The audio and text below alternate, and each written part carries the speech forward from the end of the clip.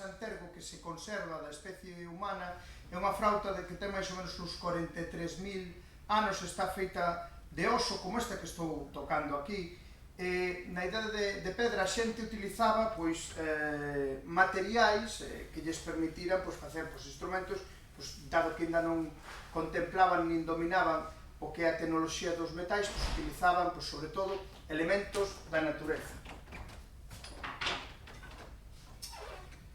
Moitas desas probas témolas, por exemplo, en covas, en petroglifos, en Norteamérica, nas grandes chairas. O pobo Hopi, que é o pobo máis antergo do continente americano, xa fai miles e miles de anos, debuxaba unha deusa que se chamaba Cocopelli, a cal tiña dous obxectos que levaba sempre neses petroglifos. Unha mochila, na cal enténdese que levaba sementes, era a deusa da fertilidade, a deusa que derrete as neves a chegada da primavera.